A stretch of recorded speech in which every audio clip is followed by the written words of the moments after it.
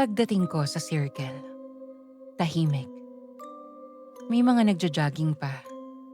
May ilan na nagde-date pa sa damuhan. Pero may parte sa likod ng monumento, yung medyo madilim, na parang walang tao. Doon ako napunta. Hindi ko carry yung hangin. Parang malamig na malagkit. Tapos may amoy na di ko maipaliwanag. Hindi mabaho pero parang luma. Parang lumang bahay na may alikabok ng alaala. Habang nakaupo ako sa bench, may gumalaw sa gilid ng paningin ko. Akala ko dahon lang. Pero nang tumingin ako, may anino. Hindi tao. Hindi hayop. Basta anino lang. Natulala ako. Hindi ako makagalaw at biglang lumamig ang pakiramdam ko. Parang may nag-freeze sa akin. Tapos bigla akong nakaramdam ng sobrang lungkot.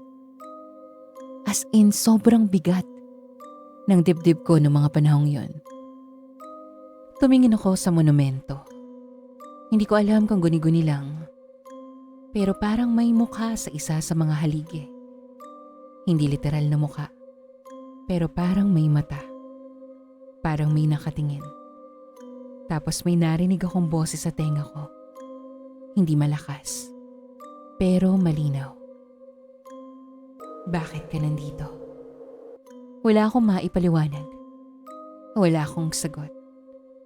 Nung tiningnan ko yung phone ko, 9:47 PM pa rin. Pero parang ang tagal ko nang nakaupo. Wala na ring dumadaan na tao. Parang ako lang ang nandun. Parang tumigil ang oras. Tapos may naramdaman akong malamig na kamay sa balikat ko. Hindi ko alam kung totoo pero ramdam ko siya. Hindi ako makasigaw. Hindi ako makatakbo.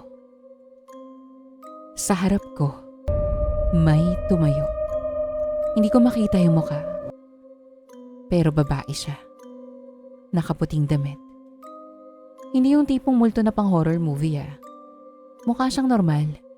Pero yung mata niya, parang walang laman. Tapos bigla siyang nawala. As in literal nawala sa harap ko. Parang nag-shift yung hangin tapos bumalik na yung ingay ng paligid. Hindi ko talaga maipaliwanag yung pangyayaring yun. Doon ako natauhan. Tumayo ako, tumakbo palabas. Hindi ko na inintindi kung may sasakyan o wala. Basta tumakbo ako hanggang sa may ilaw. Pagdating ko sa may gate, sakalang bumalik yung oras sa phone ko. 10:12 PM na. Parang may nawawalang 30 minutes sa buhay ko. Pag-uwi ko, hindi ako nakatulog agad. Hindi dahil sa takot, kundi dahil sa tanong. Ano yun? Bakit ako? May gusto ba siyang sabihin? May connection ba ako sa lugar na yun? Minsan kasi may mga bagay na hindi mo naman hinahanap pero hinahanap ka. After 2 weeks, bumalik ako. Sa umaga na. Iba yung pakiramdam. Walang anino. Walang malamig na hangin. Pero yung bench na inupuan ko, may ukit.